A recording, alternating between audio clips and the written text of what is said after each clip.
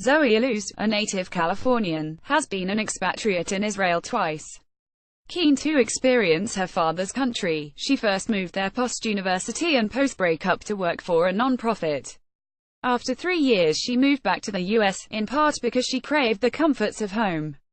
But repatriation, at the time to New York City, wasn't smooth sailing. It's my country and I felt that I shouldn't feel strange and out of place here. Zoe Illouz, even simple things felt overwhelming and different, she says of her initial return to the US. It's my country and I felt that I shouldn't feel strange and out of place here. She missed her life in Israel, her friends, community, food, even the buses, and within 6 months she was on a flight back to the Middle East. Now, at 30, Illouz has decided to return to America and will be moving to Seattle to work for Hillel, a Jewish organization that arranges trips to Israel. Based on her prior experience, SHES apprehensive about reverse culture shock, and SHES especially nervous about moving to a new city, where she won't have a support network. You may also like the problem with being a long-term expat, third culture kids, citizens of nowhere and everywhere, the world's most expensive city. Me friends in America don't understand why I'm having so much anxiety about it.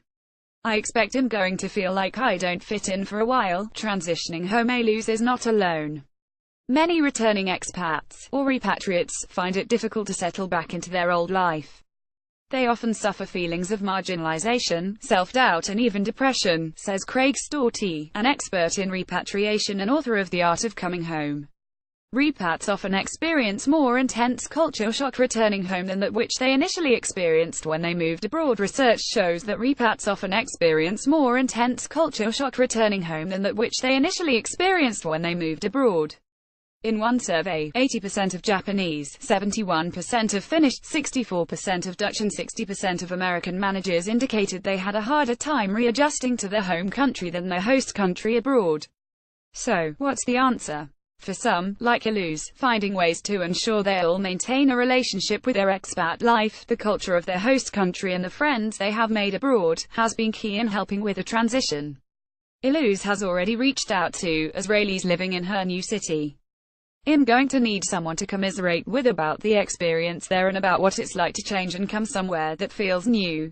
She's right to go to such lengths to prepare herself for the move, says Nan Sussman, a professor of psychology at the College of Staten Island, a senior college within the City University of New York, who has studied repatriation. Prepare before you come home by talking about how you've changed, she suggests. Sometimes change and adaptation happen gradually and it's helpful to spend a little time reflecting on the changes you've made during your time abroad. She advises asking yourself what elements of your expat experience and your new self you want to retain, and then working to incorporate these into your new daily life. There's much you can do to retain links with your former, short-term home to retain your new bicultural identity, Sussman says.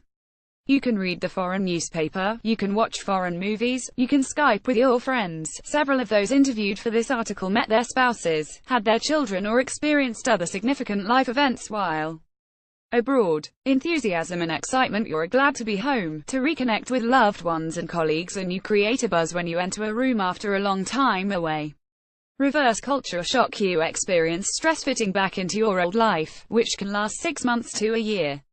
Acceptance and adjustment. You've established new routines, made some progress at work, re-established relationships and feel like you belong.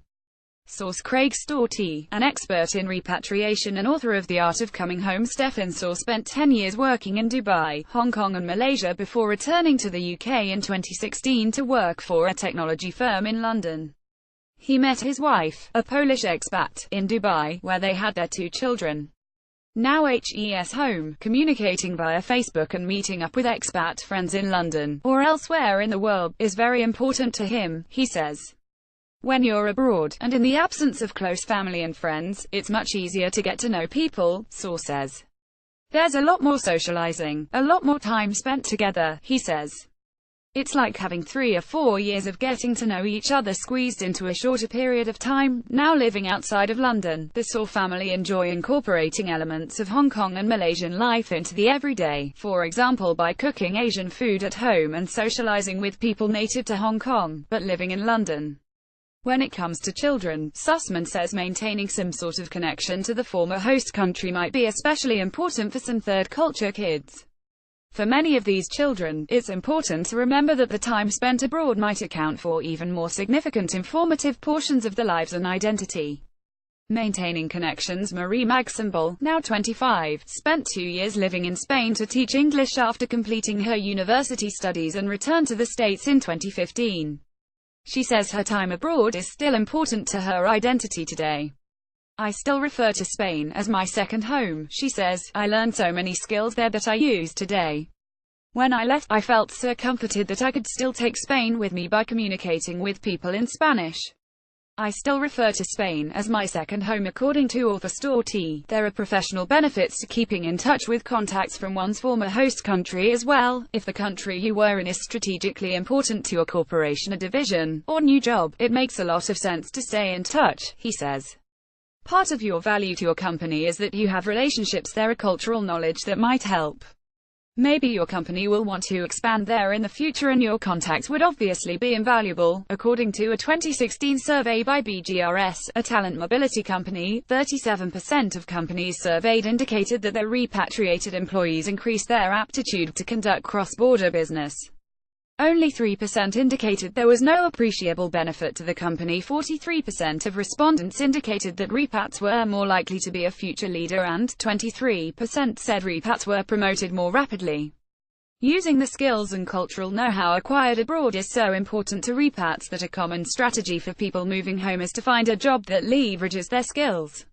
For some companies, that raises concerns about not being able to retain the people they've assigned to go abroad, who may come back and find they are dissatisfied with their new role in the company. In the BGRS survey, for example, 14% indicated that repats were more likely to leave their company within 2 years of returning as compared with other employees.